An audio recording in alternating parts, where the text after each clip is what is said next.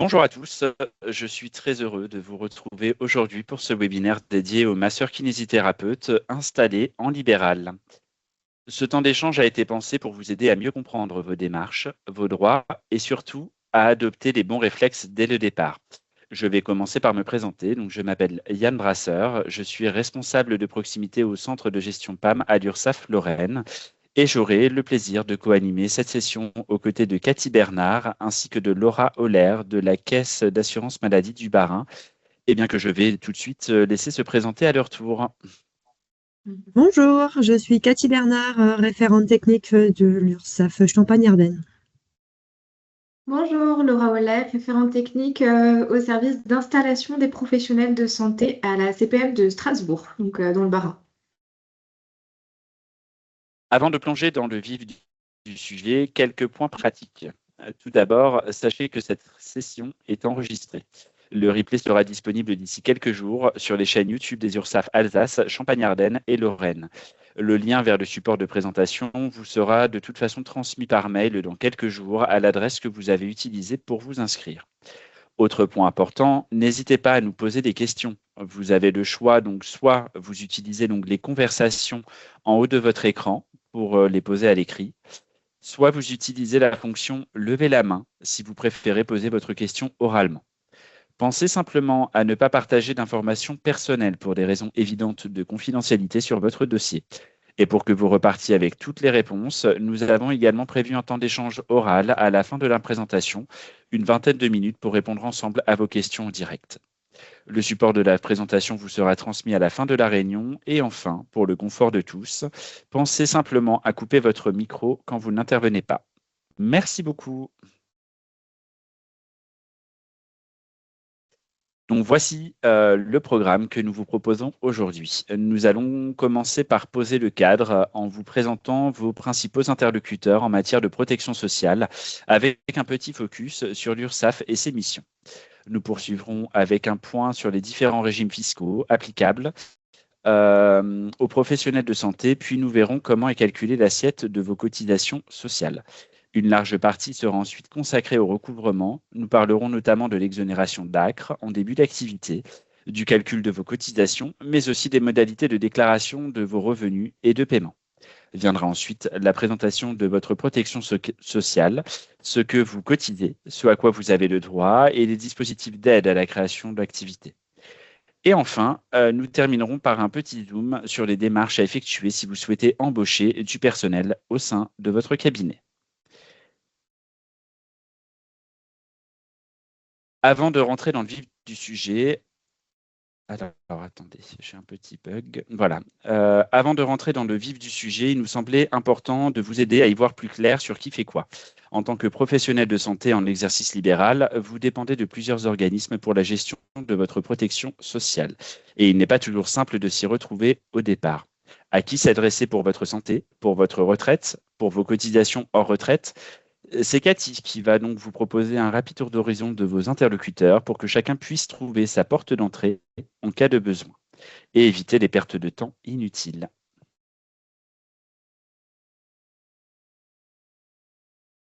Alors, pour tout ce qui concerne votre santé, c'est la caisse primaire d'assurance maladie, la CPAM, qui assure votre couverture maladie, mais aussi celle de vos ayants droit. Vous avez accès à un espace avec énormément d'informations sur le site amélie.fr, où vous pouvez y télécharger de nombreux formulaires facilement accessibles grâce au moteur de recherche. Pour tout ce qui concerne votre retraite et votre prévoyance à validité, c'est la CARPINCO, la Caisse d'autonomie, de retraite et de prévoyance des masseurs kinésithérapeutes, qui est votre interlocuteur dédié. Sur leur site carpinco.com, vous pouvez consulter votre compte, suivre vos droits et poser vos questions. Oui? Il y a une question?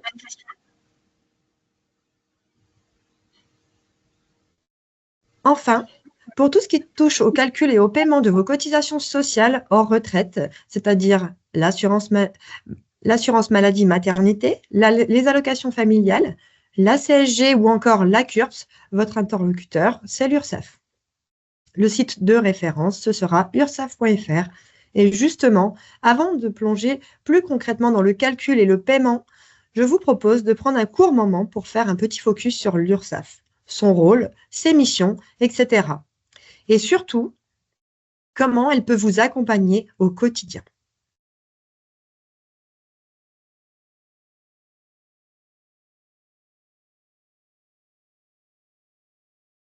Donc, quand on pense à l'URSSAF, on pense tout de suite aux cotisations qu'elle prélève. Mais au fond, savez-vous vraiment à quoi servent les cotisations sociales? Et plus largement, savez-vous à quoi sert l'URSSAF?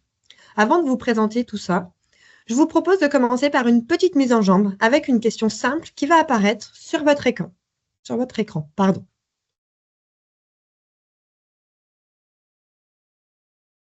Alors, que signifie l'acronyme URSSAF? Est-ce que cela veut dire, réponse A, unité de remboursement de la sécurité sociale et des affaires familiales? Réponse B, union de recouvrement des cotisations de sécurité sociale et d'allocations familiales? Ou alors, réponse C, union de recouvrement des cotisations de sécurité sociale et autres fiscalités?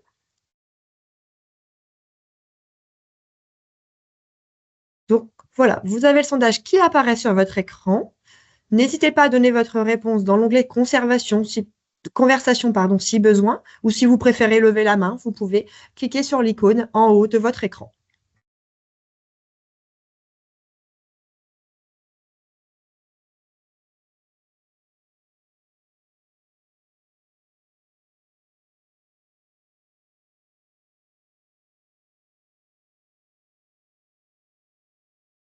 Donc, si c'est bon, on passe à la réponse.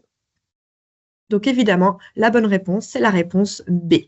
Union de recouvrement des cotisations de sécurité sociale et d'allocations familiales.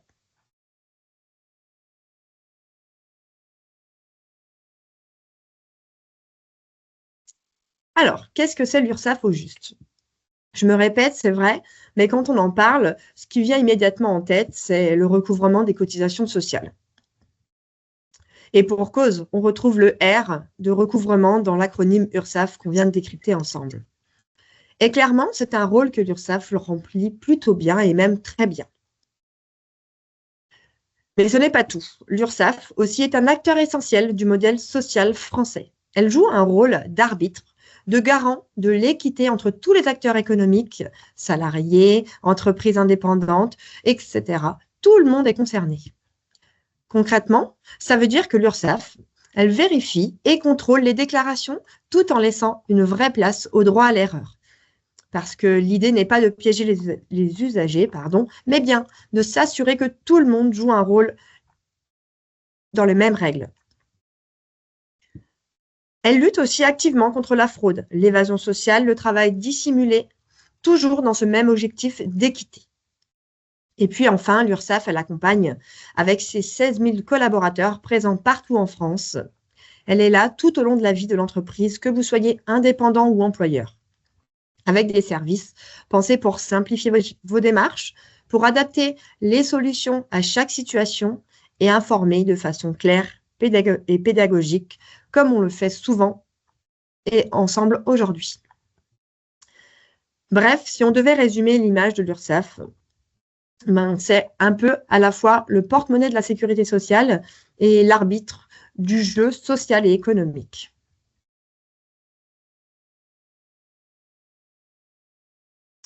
Mais ce qu'on oublie souvent, voire qu'on ignore complètement, c'est que l'URSSAF ne fait pas que collecter. Elle redistribue. Elle le fait très vite surtout, en moins de 5 heures après l'encaissement. Elle reverse aux différents organismes prestataires, donc l'assurance maladie, les caisses de retraite, les CAF et bien d'autres encore. Au total, ce sont plusieurs centaines d'organismes bénéficiaires et près de 588 milliards d'euros redistribués chaque année.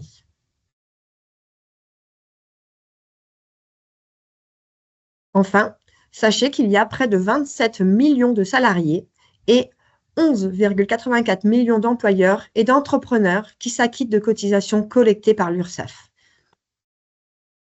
que nous redistribuons principalement au risque maladie, environ 38%, à la retraite pour 29%, à la famille pour 9%, au chômage pour 7%, et etc., etc.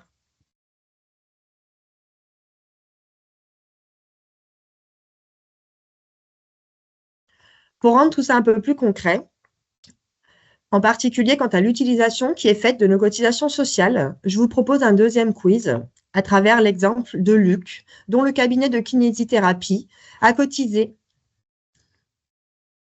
à hauteur de 46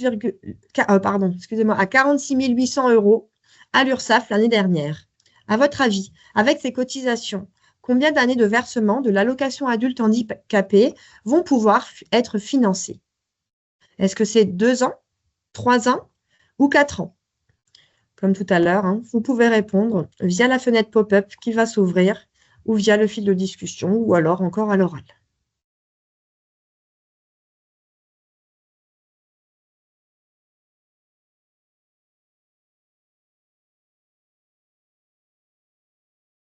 Donc, il a versé 46 800 euros à l'URSSAF.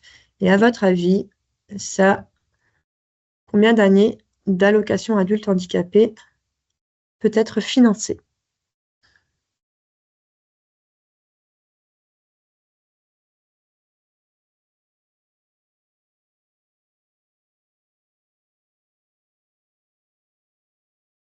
Alors, si c'est bon pour les réponses. Donc, la bonne réponse était 4 ans. 4 ans d'allocation adulte handicapé va pouvoir être versé.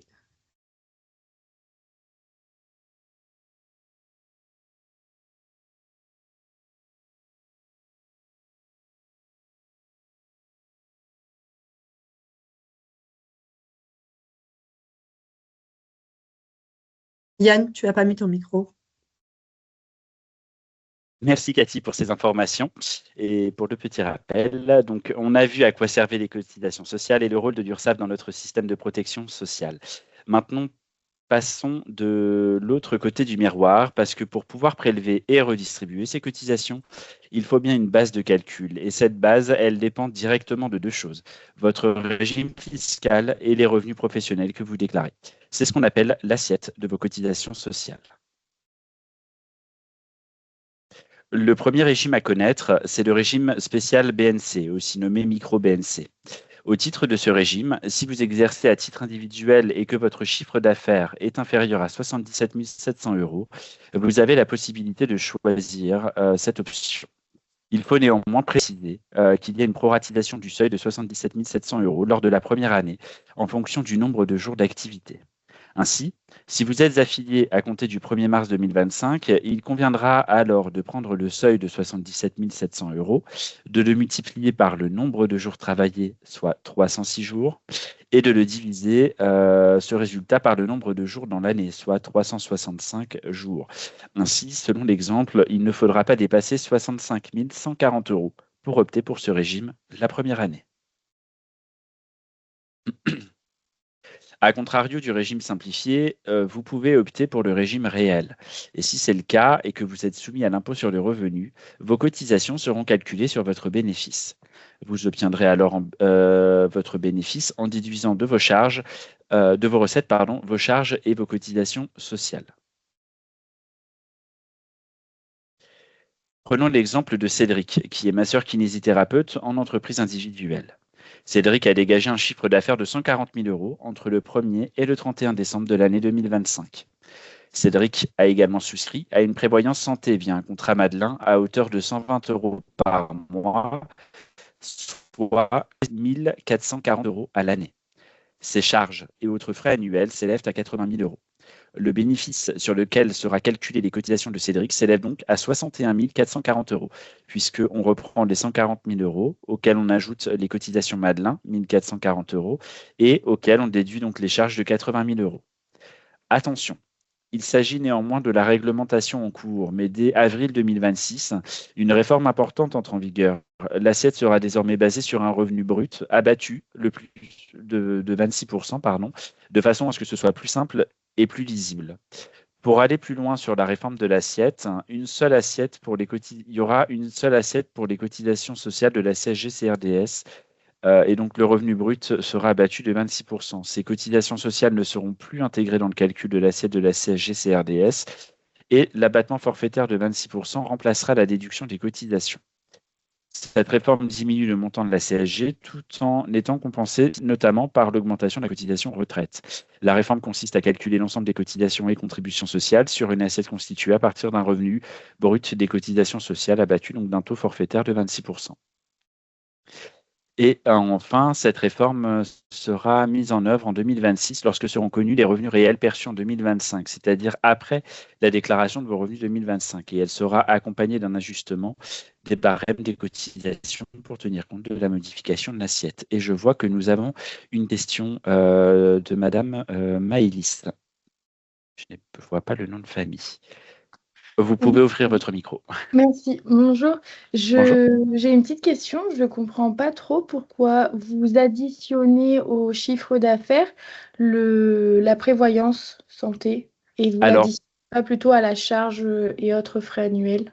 Alors, ça s'explique notamment du fait que sur l'alias fiscal, notamment que vous complétez auprès des impôts, les 1 440 euros sont des chiffres, un montant qui est déduit directement de votre impôt, mais qui doit être reversé.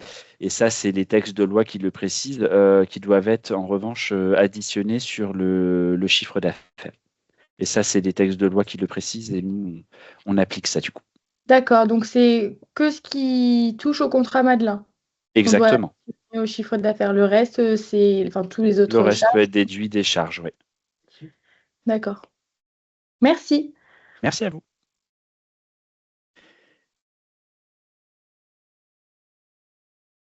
Alors, voyons maintenant donc avec Cathy ce qu'il se passe concrètement quand vous démarrez votre activité.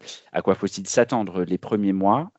Comment sont calculées vos premières cotisations? Mais aussi, est-ce qu'il existe un petit coup de pouce pour ne pas être trop chargé financièrement au départ?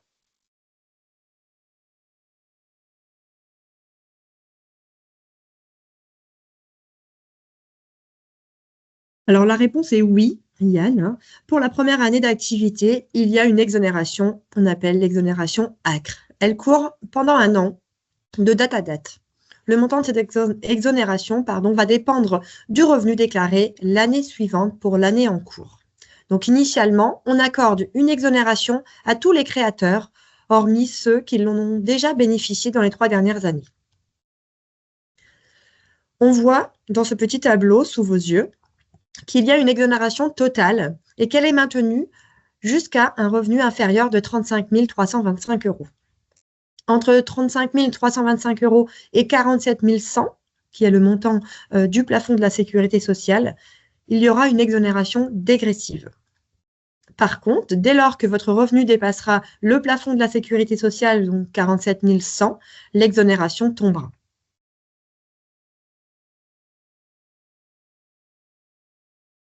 Bon à savoir, l'ACRE est appliquée sur les cotisations de l'assurance maladie, invalidité, décès, sur la cotisation retraite de base, ainsi que sur le risque famille.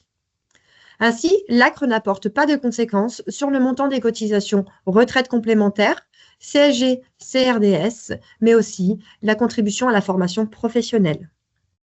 On va voir maintenant avec Yann comment seront calculées vos cotisations en début d'activité.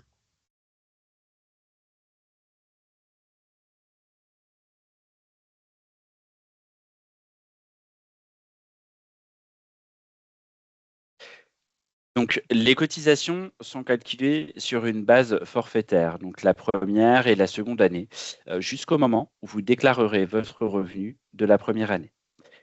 En attendant votre déclaration des revenus de votre première année, on est bien sur une base forfaitaire de 8 949 euros. Sachez qu'elle est modifiable à la hausse ou à la baisse en début d'activité, mais aussi en régime de croisière. Le régime de croisière, c'est à partir du moment où vous déclarez votre premier revenu. Donc, si vous avez démarré en 2025 votre activité, votre première déclaration se fera en 2026 pour vos revenus de l'année 2025, ce qui nous permettra de recalculer définitivement vos cotisations 2025. Et cela aura également un autre impact qui, en fait, ça viendra recalculer et ajuster vos cotisations 2026 sur ces revenus et À titre informatif, cela permettra également de vous communiquer le montant de vos futures cotisations en 2027.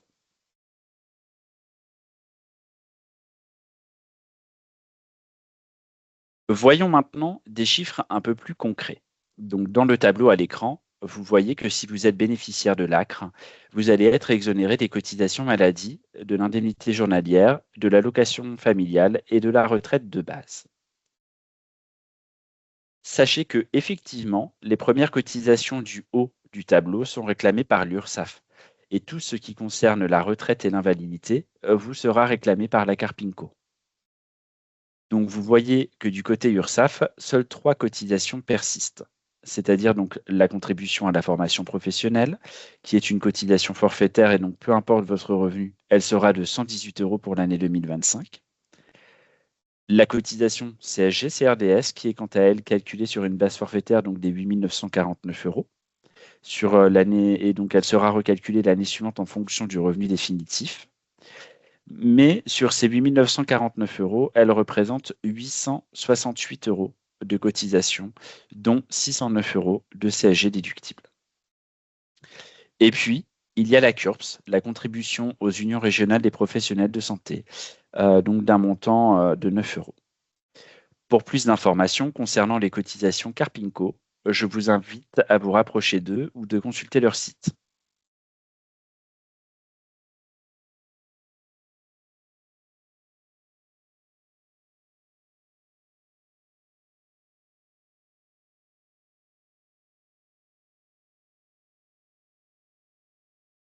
Donc maintenant, nous allons voir les cotisations auxquelles vous allez cotiser.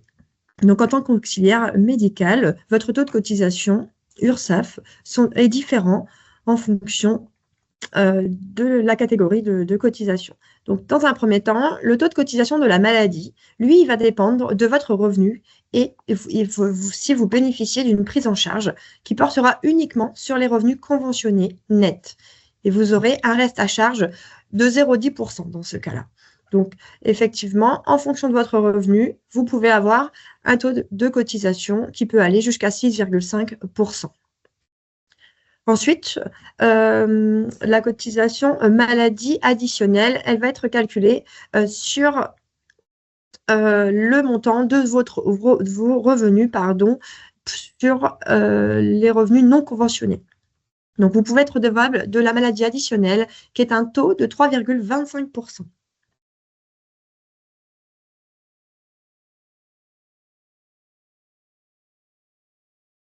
Donc, de plus, vous cotiserez pour les indemnités journalières, en fonction de vos revenus aussi, donc à hauteur de 0,30%. Concernant le risque famille, le taux va dépendre de votre revenu aussi, et il sera de 0% jusqu'à 3,10%. Pour la CSG, CRDS, c'est un taux de 9,70% qui sera appliqué sur votre assiette de cotisation. Concernant la CFP, elle est de 118 € pour 2025 et elle sera de 120 € pour 2026. Et enfin, la CURPS, elle est de 236 € au maximum.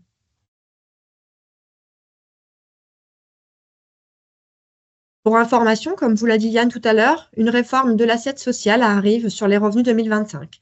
Elle vise à simplifier et à donner plus d'importance à la part des cotisations contributives qui permet d'acquérir des droits. Cette réforme sera mise en œuvre en 2026, lorsque seront connus vos revenus réels 2025. Elle sera accompagnée d'un ajustement des barèmes de cotisation pour tenir compte de la modification de l'assiette.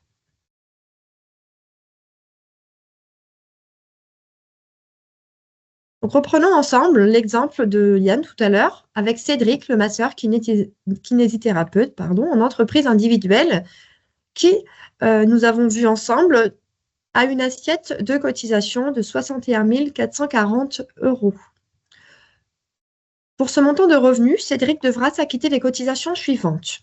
Au niveau de la cotisation maladie, il devra 3 994 € et il aura une prise en charge de la CPAM de 3 932 €.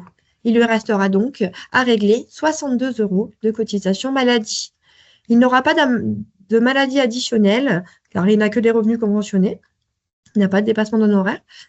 Concernant la cotisation famille, il devra régler 1 296 €, la CFP 118 €, la CURPS 61 €, la cotisation indemnité journalière, il devra régler 184 € et la CSG-CRDS 5 960 €.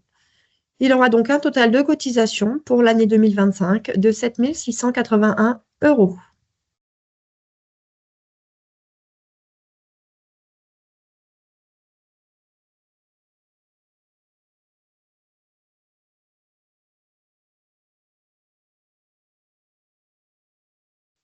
Parlons maintenant des cotisations minimales, c'est-à-dire que si une année, vous avez un revenu de 0 €, vous aurez quand même à payer un forfait social minimum. Et ce forfait social minimum sera environ de 700 à 750 € et il englobe donc la cotisation minimale retraite de 540 € qui vous donne droit à 3 trimestres de retraite, les indemnités journalières à hauteur de 57 € qui vous donneront droit à une vingtaine d'euros par jour d'indemnité journalière en cas d'arrêt de travail.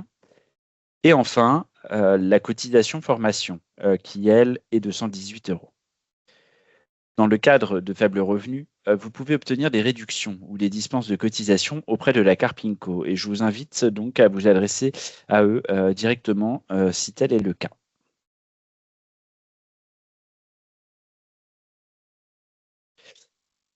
Passons, maintenant à la déclaration des revenus. Donc voyons, à présent, ce dispositif-là. Donc elle sera à réaliser l'année suivante. Donc pour les revenus perçus en 2025, vous devrez les déclarer entre avril et juin 2026 via le site www.impôts.gouv.fr.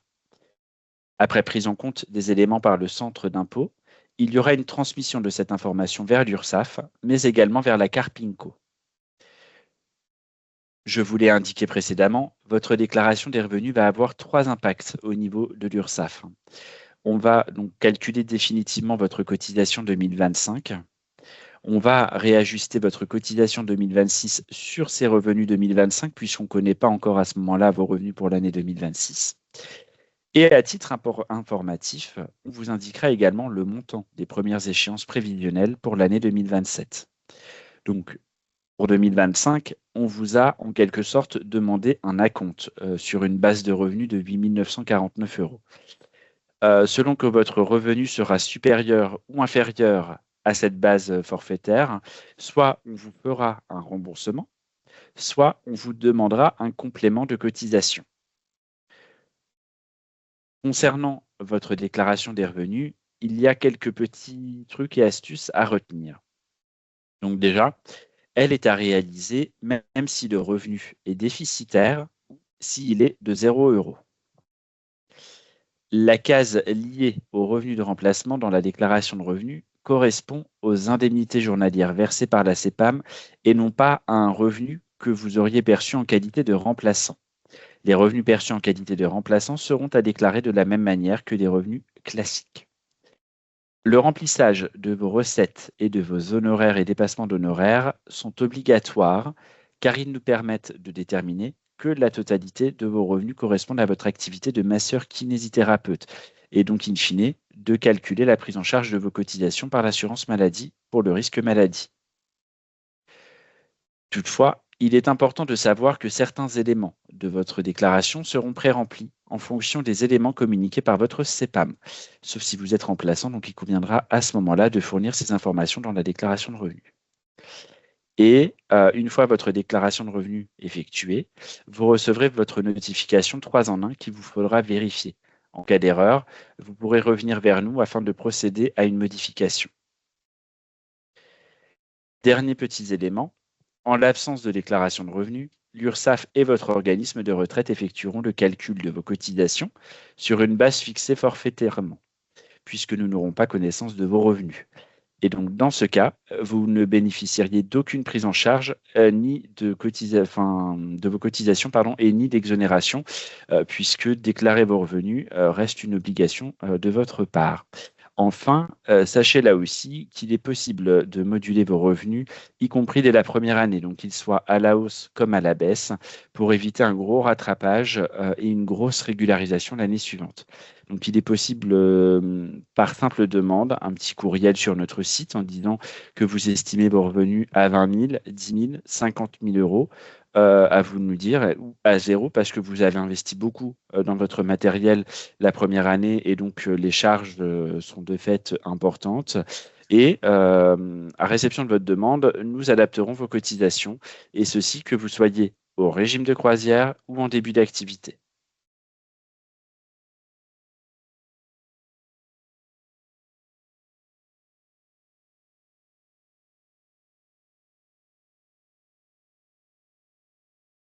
Sachez également qu'en plus de très nombreuses informations, vous trouverez sur le site de l'URSSAF un simulateur de cotisation.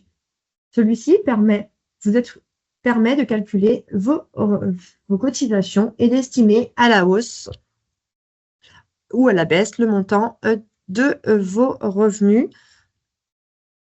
Pardon. C'est très simple, comme vous le voyez. Il suffit d'indiquer le chiffre d'affaires, le montant des charges, des contributions sociales, et en découle le montant du revenu net. Et le simulateur vous calcule vos cotisations. C'est un point sur lequel je reviens parce qu'il est très important. Il faut toujours adapter ses cotisations aux revenus de l'année en cours. Ceci pour éviter de payer des cotisations qui ne sont pas réellement dues ou qu'on vous remboursera du coup, ou éviter une trop grosse régularisation l'année suivante. Nous l'avons vu, vos cotisations sont un pourcentage de votre revenu. Donc, si ce qu'on vous réclame ne correspond pas à votre revenu d'activité actuel, pensez à adapter vos cotisations et en nous faisant une demande sur ursaf.fr.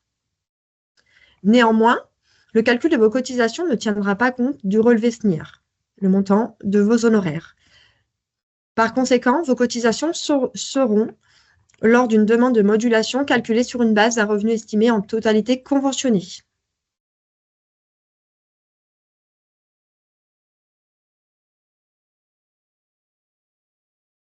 Nous allons vous laisser obligatoirement 90 jours à tout nouveau masseur kiné pour régler les premières échéances par rapport au moment où on vous affilie. Une fois ce délai de 90 jours passé, plusieurs possibilités s'offriront à vous. Le paiement trimestriel des cotisations. Donc vous aurez 4 échéances dans l'année, une au 5 février, une au 5 mai, au 5 août et au 5 novembre. Après, vous aurez une autre possibilité, c'est le prélèvement automatique mensuel. Il se fera soit le 5, soit le 20 de chaque mois. Il vous permettra d'avoir des montants moins élevés tous les mois et vous pourrez adhérer au service en ligne directement sur ursaf.fr.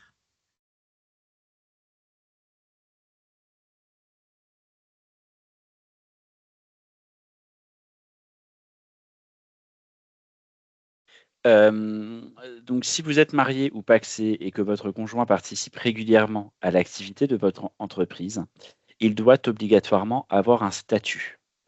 3 possibilités s'offrent à lui.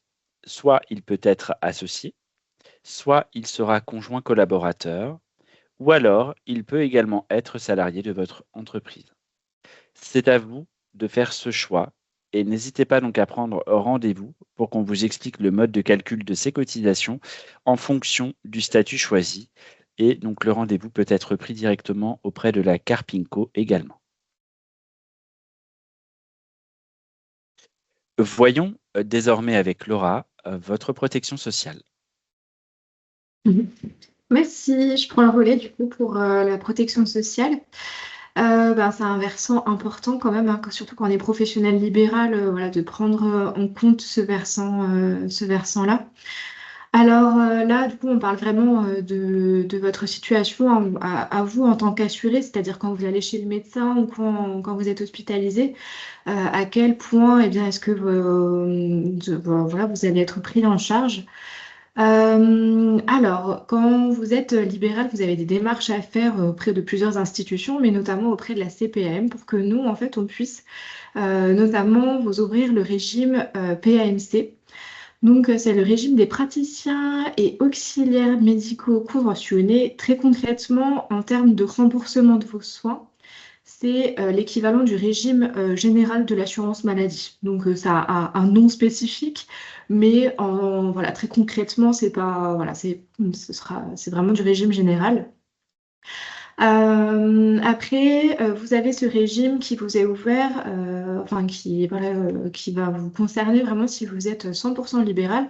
Si, voilà, juste à titre informatif, si vous gardez une activité salariée en parallèle, vous allez continuer de rester sous le régime auquel cotise votre employeur. Puisque du coup, dans le Grand Est, on peut être concerné par le régime local. Donc, si vous êtes salarié et que votre employeur cotise au régime local, vous allez rester au régime local et vous n'allez pas passer sous le régime PAMC. Après, voilà, tout ça, c'est des informations qu'on vous demandera au moment où vous allez vous affilier à la CPAM. Mais en tout cas, voilà, on va dire le scénario le plus classique, c'est qu'on vous affilie du coup à ce régime PAMC.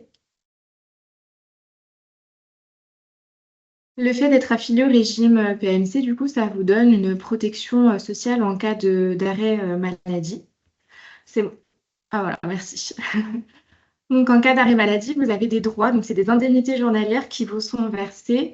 Alors, il y a une carence de 3 jours qui s'applique, hein. Donc, les indemnités sont versées à partir du 4e jour d'arrêt maladie jusqu'à 90 jours d'arrêt continu. Si jamais vous avez voilà, une maladie qui se prolonge et que votre arrêt venait à dépasser 90 jours, là, sous certaines conditions, ce serait la Carpinco qui prendrait le relais. Voilà, en tout cas, sachez que ce n'est pas parce que votre arrêt maladie est long, qu'il dépasse 90 jours, que là, d'un coup, vous n'aurez plus rien passé ce délai.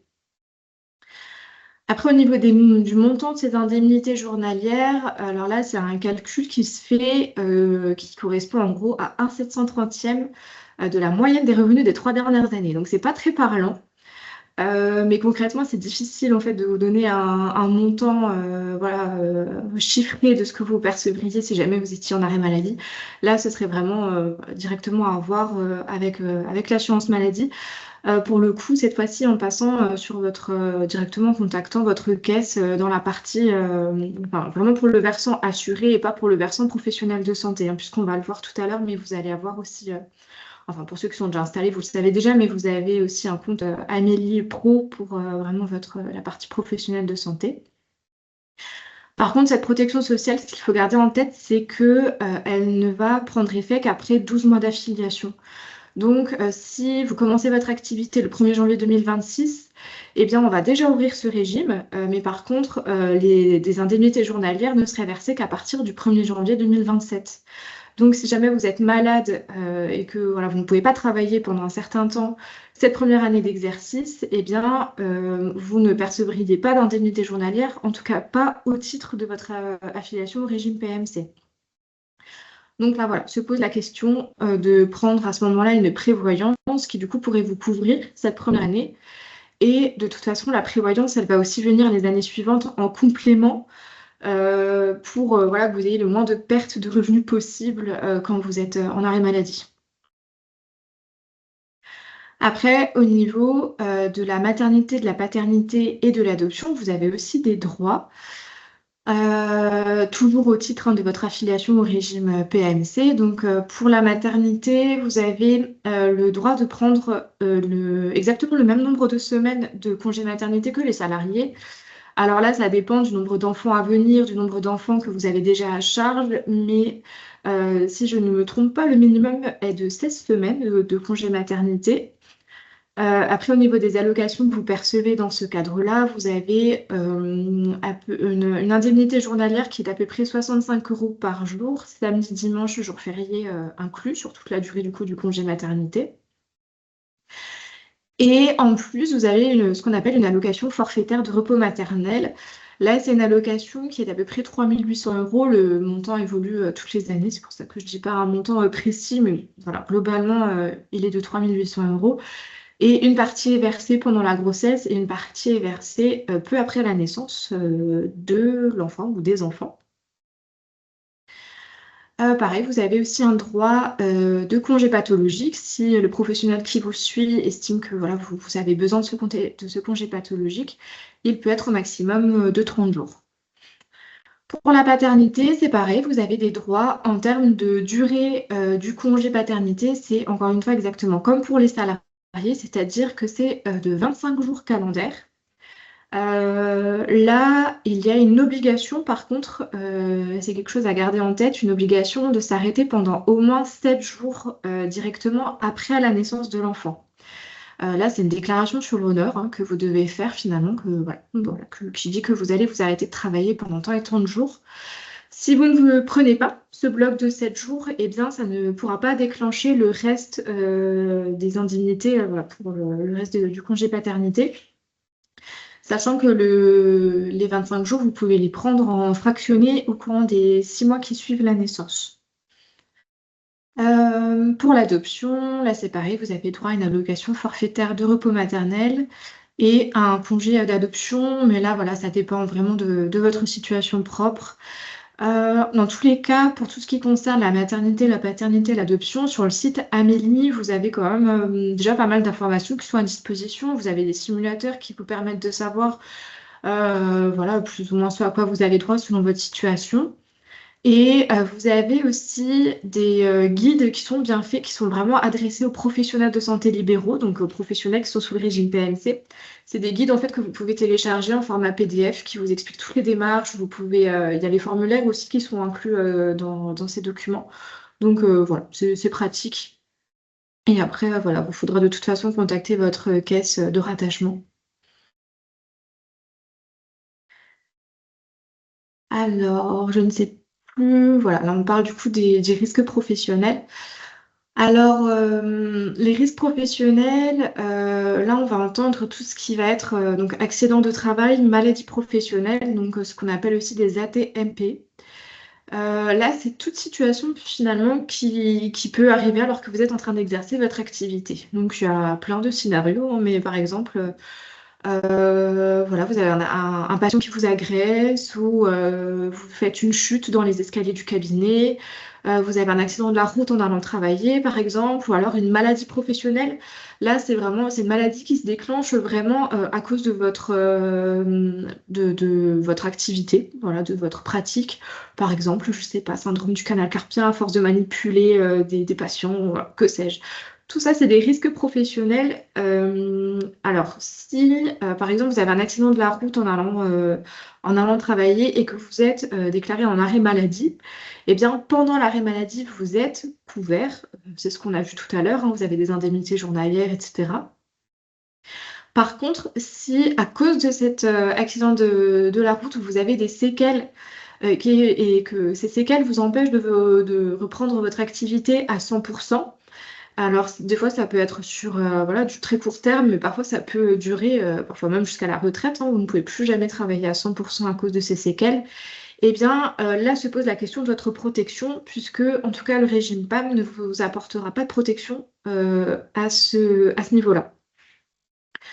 Donc là, à voir, vous pouvez très bien, quand vous souscrivez à une prévoyance ou à une assurance privée, vous assurer que ces garanties-là sont bien comprises dans votre contrat. Ou alors, nous, l'assurance maladie, on a une obligation de vous proposer une protection qui s'appelle l'AVAT. Voilà, donc là, il suffit d'en faire la demande au moment de votre affiliation à votre caisse de rattachement. Ça, c'est aussi bien quand vous êtes remplaçant qu'installé.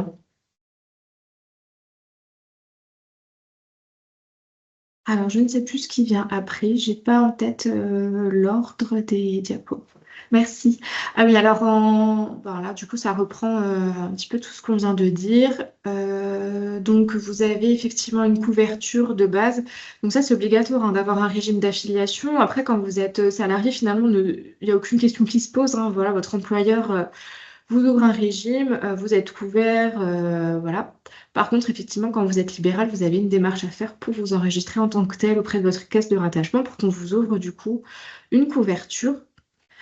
Euh, donc voilà, les prestations, les IJ, maladies, ça c'est ce qu'on a vu. Pareil pour la maternité, paternité, adoption. Pour la retraite de base, là effectivement, tout est à voir directement auprès de votre caisse de retraite, donc la CARPINCO. Pareil pour la retraite complémentaire obligatoire. Pour l'invalidité et le décès, ça va dépendre effectivement de votre classe de cotisation. Mais là, au niveau de la VAT, vous pouvez aussi avoir une protection qui peut se faire au niveau de l'invalidité ou du décès pour voilà, savoir ce que perçoivent vos ayants droit si jamais quelque chose devait vous arriver. La retraite complémentaire facultative, là, c'est simplement pour dire que si vous ajoutez des cotisations à votre retraite de base et que vous cotisez dans un PER, donc un plan épargne retraite, eh bien, vous pourriez bénéficier d'exonération d'impôts. Mais là, voilà, c'est plutôt à voir avec un comptable, hein, je dirais. Par rapport à votre exercice libéral, alors là, ben, du coup, se pose la question de savoir où s'installer voilà, quand vous n'êtes plus remplaçant mais que vous décidez de vous installer. Là, vous avez un site qui est très bien fait qui s'appelle le PAPS Grand Est. Donc, c'est un site de l'ARS. Donc, en fait, vous pouvez aller voir chez toutes les professions de santé, hein, mais voilà, vous, en l'occurrence, ce serait plutôt du côté des masseurs kinésithérapeutes. Et vous pouvez vous informer sur plusieurs choses. Donc là, notamment, vous allez pouvoir voir quelles sont les aides auxquelles vous pourriez avoir droit selon le territoire dans lequel vous vous installez. Et vous pourrez aussi avoir accès à la cartographie qui est en cours pour le zonage, puisque comme vous le savez, vous êtes une profession concernée par le zonage. Donc la cartographie, je crois qu'elle est juste après. Merci. Donc ça, c'est la cartographie qui a été établie par l'ARS voilà, en 2022. Donc là, on n'a que le Grand Est, hein, mais finalement, tout le territoire français est concerné. Donc là, l'idée, c'est de classer finalement des zones par, par couleur. Donc ça va de la zone très sous-dotée en rouge à la zone non prioritaire en verte. Toutes les zones, finalement, ça s'appelle en fait des bassins de vie, c'est-à-dire que dans un seul bassin de vie, on va retrouver plusieurs communes, plusieurs villes, et le bassin de vie sera classifié, du coup, soit très sous-doté, sous-doté intermédiaire ou non prioritaire. Alors, les zones très sous-dotées, c'est les zones où il y a le moins de masseurs kinésithérapeutes et où voilà, il y a une demande de soins, mais la patientèle a du mal à accéder du coup à ces soins. À l'inverse, les zones non prioritaires, c'est les zones, en fait, voilà, concrètement, l'ARS, à un moment donné, a fait voilà, une étude de terrain, a tenu compte voilà, du nombre d'habitants au kilomètre carré, etc., et du nombre de professionnels qui sont déjà en train d'exercer sur cette zone. Et en fait, ils ont estimé que dans ces zones-là, il y avait, eh bien, c'était là où il y avait le plus de masseurs kinésithérapeutes qui exercent. Et donc, ils ont fixé la limite à ce nombre de masseurs kinésithérapeutes. Et concrètement, cette limite ne peut plus être dépassée, c'est-à-dire qu'on ne peut plus ouvrir de conventionnement sur ces zones, puisque c'est des zones où, c'est des zones où il y a déjà le plus de masseurs kinés, et l'idée c'est de répartir au mieux du coup les professionnels sur la zone pour que voilà, les patients aient le plus d'accès aux soins possible. Donc dans les zones non prioritaires, eh bien, vous ne pouvez plus vous y installer librement. Il faut passer par une démarche spécifique, mais on en parle juste après. À l'inverse, les zones très sous-dotées, pour vous encourager en fait, à vous y installer, il y a des aides qui sont mises en place.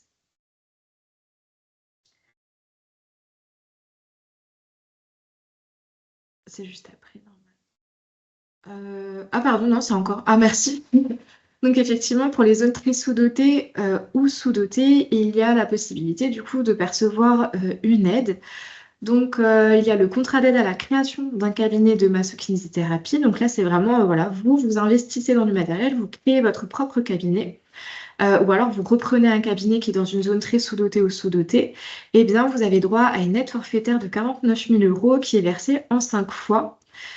Voilà, vous avez aussi une aide de 150 € si jamais vous avez un stagiaire, puisque là, l'idée, c'est de se dire, si vous avez un stagiaire, potentiellement, la zone pourrait lui plaire et il pourrait s'installer lui-même à son tour. Donc voilà, on reste toujours dans cette optique voilà, d'avoir des professionnels dans cette zone qui s'installent. La durée du contrat, elle est de 5 ans non renouvelable. Pour le contrat d'aide à l'installation des masseurs-kinésithérapeutes, là, eh bien, c'est tout simplement, vous rejoignez un cabinet qui existe déjà. Ce cabinet est dans une zone très sous-dotée ou sous-dotée, et donc vous percevez une aide de 34 000 euros, toujours versée en 5 fois, pareil, 150 euros par mois également si vous avez un stagiaire. Et le contrat d'aide au maintien d'activité, là, c'est si, eh bien, du coup, vous êtes déjà conventionné dans cette zone, très sous-dotée ou sous-dotée, eh bien, tant que la zone, elle reste classée en très sous-doté ou sous-doté, eh bien, vous avez une aide de 3 000 euros par an. Ce contrat-là, il est de 3 ans, mais renouvelable, hein, c'est pour ça, voilà. Tant que cette zone reste classée comme ça, eh bien, vous allez percevoir du coup cette aide-là.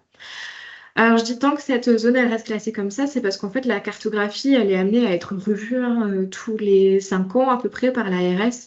Et donc, les zones qui, pour l'instant, sont en rouge, ben, potentiellement pourraient passer en rose ou voilà, même en jaune, par exemple. Et à l'inverse, des zones qui sont pour l'instant non prioritaires pourraient aussi passer en zone très dotée. Voilà.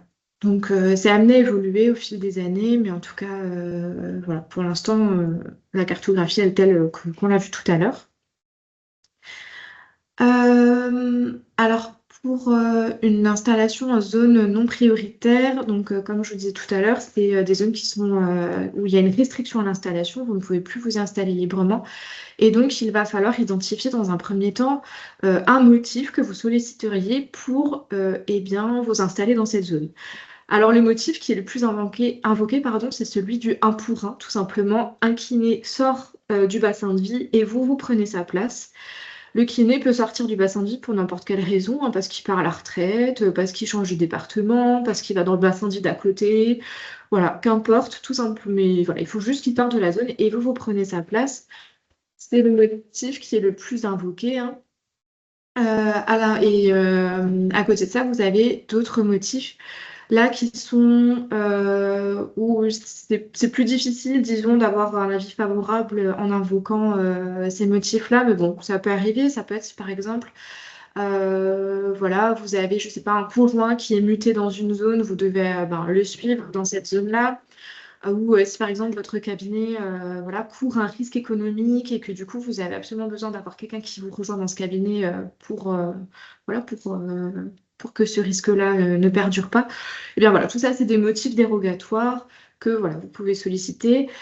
Une fois le motif identifié, vous allez monter un dossier et ce dossier va passer en commission paritaire départementale. Donc là, c'est des représentants de votre profession, notamment qui se réunissent en fait avec des représentants de l'assurance maladie et qui vont voilà, évoquer votre dossier, reprendre tous les éléments et ils vont voilà, donner un avis favorable ou défavorable. Mais de toute façon, c'est le directeur de la CPM de rattachement qui va donner son avis définitif, hein. Du coup, on a juste loupé aussi une diapositive là par rapport à Rezone. Alors, Rezone, c'est un site sur lequel vous pouvez faire comme une étude de marché finalement. Ça va vous permettre de retrouver plein d'informations, notamment des informations démographiques, par exemple. Quel est l'âge moyen de la patientèle dans telle ville? Est-ce qu'il y a des structures de santé voilà, qui sont implantées, des hôpitaux, des cliniques, des EHPAD? Est-ce qu'on est dans une zone où la population est vieillissante, où il y a beaucoup d'ALD, ou voilà. Qu'est-ce qu'on peut retrouver? Vous pouvez aussi voir, par exemple, le nombre d'actes facturés à l'année par les kinés de la zone. Ça vous permet de savoir eh ben, s'il y a beaucoup d'actes facturés, ça veut dire qu'effectivement il y a de la demande. Par contre, si on voit que le nombre d'actes par rapport à la moyenne nationale, il est assez bas, ben, ça pourrait dire que ce ne serait pas forcément judicieux de s'installer sur la zone parce qu'il n'y a pas forcément beaucoup d'activités. Voilà, donc ça c'est Rezone. C'est complètement libre accès hein, voilà, sur un site internet. Et c'est une cartographie en fait où vous pouvez appliquer des filtres, c'est assez instinctif, hein. Après, par rapport aux différents types de rémunération, alors quand vous êtes remplaçant, vous percevez ce qu'on appelle des rétrocessions, c'est-à-dire que voilà, c'est la personne que vous remplacez qui va vous verser votre rémunération. Par contre, quand vous êtes installé, et bien là, on va du coup vous demander votre RIB puisque vous allez percevoir votre rémunération directement de par l'assurance maladie. Par contre, au niveau des différents types de rémunération, que vous soyez remplaçant ou installé, il y aura toujours la rémunération à l'acte et la rémunération forfaitaire. Je ne rentre pas dans les détails, mais en gros, la rémunération à l'acte, ben, tout simplement, c'est tous les actes que vous allez réaliser qui vont constituer votre rémunération. Et tous les actes qui sont remboursés par l'assurance maladie sont inscrits à la NGAP, donc c'est un tableau de nomenclature. Je ne sais plus exactement c'est un tableau, on appelle ça tableau de nomenclature. Et là, vous retrouvez voilà, tous les actes, comme dit, remboursés par l'assurance maladie. Vous pouvez même... alors, c'est un seul et même tableau pour toutes les professions de santé, mais vous pouvez très bien imprimer les pages qui vous concernent, vous, les kinés directement. Et vous retrouvez ce tableau en libre accès sur le site amélie.fr. Pour la rémunération qu'on appelle forfaitaire, là c'est un petit peu plus particulier. C'est pour si vous faites du domicile et que vous avez, et bien là en l'occurrence, un patient qui est hospitalisé pour un AVC ou pour la chirurgie orthopédique et il retourne à domicile et vous allez bien du coup intervenir dans un délai qui est quand même assez court. En général, la prise en charge, elle doit se faire 3-4 jours maximum.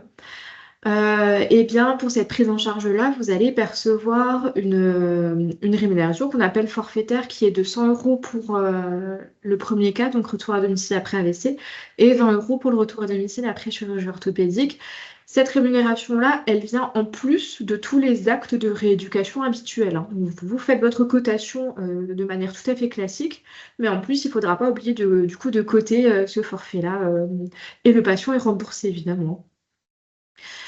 Et un troisième type de rémunération qui là est vraiment spécifique aux installés, c'est l'aide à la modernisation.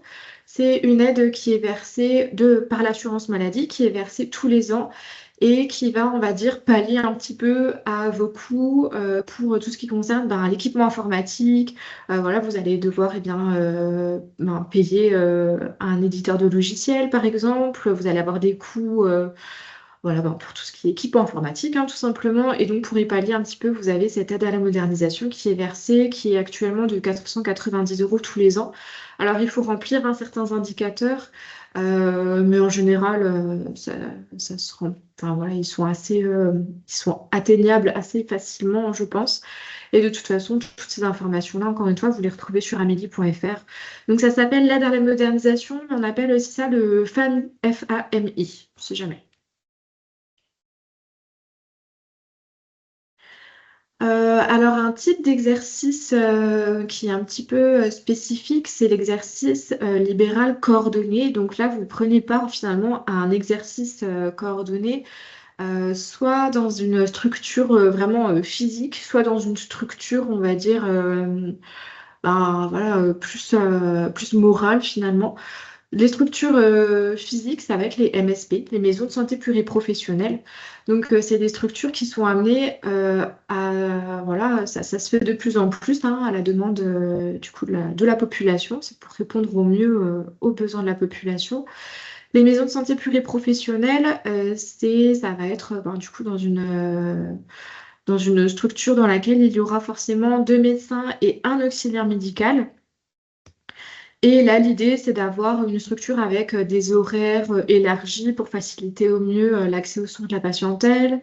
Voilà, de travailler en équipe, que par exemple, voilà, le patient va retrouver du coup plusieurs professionnels au sein d'une même structure. Et là, pour vous concrètement, eh bien, vous allez percevoir une rémunération à l'acte, que ça ne change pas par rapport à un exercice libéral classique, mais en plus, vous percevez des rémunérations complémentaires de par cet exercice particulier. Donc la structure, la MSP, elle est sous contrat avec l'assurance maladie, hein. Et voilà, donc ça, c'est pas. Il y a souvent, on entend aussi des maisons de santé de quartier. Enfin voilà, il y a plein de noms possibles. C'est pas forcément des structures qui sont à chaque fois sous contrat avec l'assurance maladie, hein. Là, c'est vraiment spécifique en l'occurrence. Ça s'appelle vraiment maison de santé pluriprofessionnelle, hein. Après, pour les CPTS et les ESP, là, ça va être des structures qui ne sont pas physiques, c'est-à-dire que ce ne sera pas dans un seul bâtiment, mais ça va être des acteurs de santé, donc voilà, des professionnels de santé dans un territoire qui vont décider voilà, de s'assembler un petit peu pour pouvoir eh bien, échanger autour de projets de santé spécifiques. Donc, par exemple, ils vont voilà, échanger par rapport à, je sais pas, la patientèle diabétique. Donc, en fait, ils vont pouvoir s'échanger des informations entre eux, se partager eh bien, certains dossiers, par exemple. Voilà, donc ça, c'est des exercices qu'on appelle des exercices coordonnés qui sont amenés à se faire de plus en plus. Et je crois que la dernière diapositive, c'est pour le sida. Oui, voilà, donc le sida, bon là, ça reste très spécifique, hein, mais pour justement les professionnels qui exercent dans des structures, donc dans les maisons de santé pluriprofessionnelles, eh bien, c'est des structures qui sont amenées à percevoir des subventions. Alors parfois, c'est des subventions de la ville, hein, par exemple, mais c'est aussi des subventions de l'assurance maladie, par exemple, ou de l'ARS. Et pour pouvoir eh bien, faciliter en fait voilà, cette rémunération entre les différents membres de la maison de santé pluriprofessionnelle, il y a un statut juridique qui a été mis en place qui s'appelle le SISA, donc Société interprofessionnelle de soins ambulatoires. Tout simplement, le but, c'est de percevoir des aides conventionnelles et de les répartir au mieux entre les différents acteurs. C'est de faciliter finalement la répartition entre les différents membres de la maison de santé. Voilà. Je ne sais pas s'il y a des questions, mais... Ah, pardon, il reste encore le contact. Alors, au niveau des contacts, alors le 3608, c'est la ligne nationale qui est dédiée aux professionnels de santé. Donc là, cette ligne-là, elle est pratique. Vous pouvez poser finalement toutes vos questions. Soit l'interlocuteur que vous avez en ligne, eh bien, il va pouvoir vous apporter la réponse. Ou alors, si c'est pas de son ressort, en fait, il va transmettre votre demande au service concerné qui lui-même reprendra la tâche avec vous. Donc là, ça peut être des questions de tout ordre, hein. Si par exemple vous avez un projet d'installation, un projet de changement de situation, si vous avez des questions par rapport à la cotation d'un acte, par exemple, eh bien voilà, vous pouvez poser toutes ces questions via le 3608. Je parlais tout à l'heure du compte Amélie Pro, donc à ne pas confondre avec voilà, le site amélie.fr, que ce soit dans la partie assurée ou dans la partie professionnelle de santé, qui là est du coup en libre accès. Est-ce qu'on peut se connecter? Oh pardon, j'ai pas vu toute la question. Est-ce qu'on peut se connecter à Amélie Pro en tant que remplaçant? Non, du coup, Amélie Pro, c'est exclusivement réservé aux installés.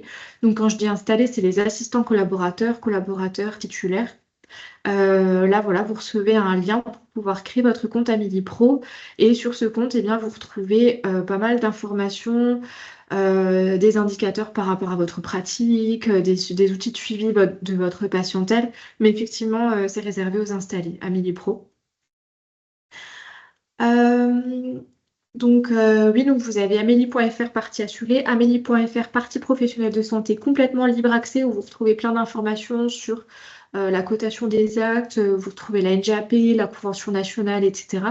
Et vous avez en plus Amélie Pro qui du coup là est vraiment un compte spécifique de suivi de votre activité, mais en tant qu'installé du coup. Et dans ce compte Amélie Pro, vous avez aussi une messagerie sécurisée, qui est intégrée, qui est vraiment une messagerie entre vous en tant que professionnel de santé et l'assurance maladie. Et là, c'est un petit peu comme le 3608, hein, finalement, vous posez toutes vos questions sans avoir à vous soucier à quel service il faut l'adresser, puisqu'en fait, c'est le service concerné qui revient vers vous. Et là, vous pouvez poser votre question 24 heures sur 24. Hein, voilà, c'est vraiment bien fait. Et après, vous avez aussi la possibilité de contacter par mail, par exemple, les différents services d'installation selon votre caisse de rattachement. Et bien, du coup, ces adresses mail, vous les retrouvez sur le site amélie.fr. Alors, si vous êtes remplaçant, votre caisse de rattachement, ce sera toujours la caisse du département dans lequel vous habitez. C'est-à-dire, voilà, vous habitez en Moselle, mais vous allez faire des remplacements partout en France. Eh bien, votre caisse de rattachement, ça restera toujours votre caisse de Moselle tant que voilà, vous avez une adresse rattachée dans ce département. Par contre, à l'inverse, quand vous êtes installé, votre caisse de rattachement, ce sera la caisse qui correspond à l'adresse professionnelle. Donc là, vous pouvez très bien habiter dans le Bas-Rhin, mais vous allez avoir un cabinet dans le Haut-Rhin. eh bien, dans ce cas-là, toutes les modalités d'installation se feront avec la caisse du Haut-Rhin. Voilà, cette fois-ci, je crois que j'ai fini. Merci. Merci beaucoup, Laura, pour ces explications. Donc, on poursuit avec le fait de devenir employeur. Donc, au moment de la création de votre cabinet, ou si votre activité prend de l'ampleur, vous pouvez être amené à embaucher un ou plusieurs salariés. Donc, je vais vous expliquer les démarches à accomplir pour devenir un employeur. Alors,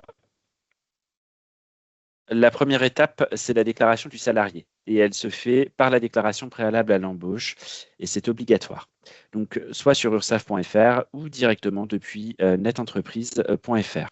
Après cela, il faudra la fiche de salaire de votre employé et donc faire la déclaration sociale nominative, donc la DSN. Pour cela, il vous faudra un logiciel de paye ou faire appel à un expert comptable ou un prestataire spécialisé dans le domaine.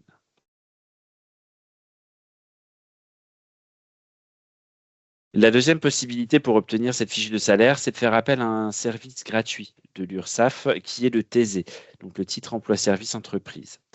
C'est un service en ligne mis en place par le réseau des URSSAF qui est entièrement gratuit. Grâce à ce service, une seule déclaration pour la déclaration préalable à l'embauche et le contrat de travail, et il n'y aura plus de bulletin de salaire à effectuer. C'est le TESE qui se chargera de tout ça pour vous.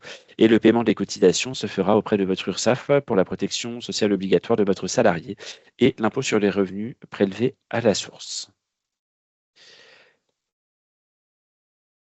On arrive maintenant à la dernière partie de notre présentation et c'est le moment pour vous de prendre la parole. Mais juste avant, on vous propose un petit sondage express. Donc sur 5 étoiles, dites-nous comment vous avez trouvé cette présentation. 5 étoiles si vous l'avez trouvée super utile et claire et dynamique. 3 étoiles, par exemple, si vous avez encore quelques zones d'ombre. Et enfin, 1 étoile si on doit vraiment revoir notre copie, ce qui, on espère, ne sera pas le cas. N'hésitez pas à voter directement dans le sondage qui s'affiche sur votre écran ou dans le fil de discussion. Vos retours sont évidemment précieux pour améliorer nos prochains événements. Et pendant que vous répondez, donc on va ouvrir la session des questions-réponses. Donc vous pouvez lever la main, prendre la parole ou écrire dans le chat. Il n'y aura bien évidemment pas de questions bêtes. Parce que si vous vous posez la question, c'est qu'il y a de grandes chances que d'autres également se posent cette question. Donc, c'est à vous.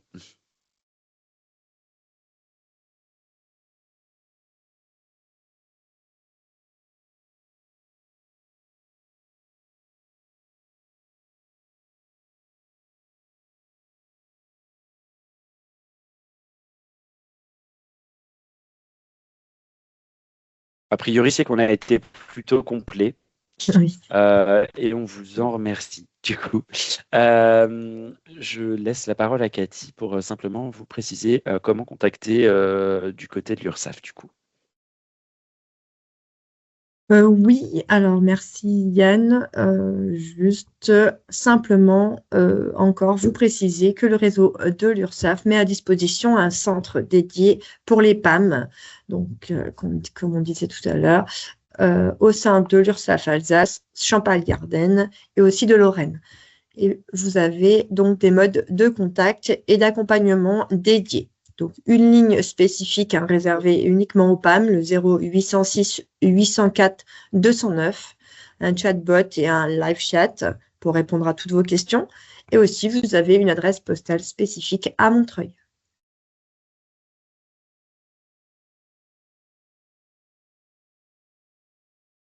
Ensuite. Alors, on revoit également les modalités de contact que vous avez précisé, Laura, précédemment. Donc, l'adresse mail du service RPS de votre département qui est disponible sur amélie.fr en vous connectant à votre CPAM de rattachement par téléphone le 3608 ou tout simplement si vous êtes installé donc via la messagerie de votre Amélie Pro. Nous en avons terminé désormais avec cette présentation. Merci pour votre attention. Nous espérons que cette présentation aura répondu à vos attentes, mais surtout qu'elle vous sera utile. N'oubliez pas le replay disponible, je vous le rappelle, dans quelques jours sur les chaînes YouTube respectives des URSAF Alsace, Champagne-Ardenne et Lorraine. Vous recevrez ultérieurement le lien de téléchargement du support qui sera donc disponible. À très bientôt pour de nouvelles webconférences et bon après-midi à toutes et à tous. Au revoir, bon après-midi. Mm.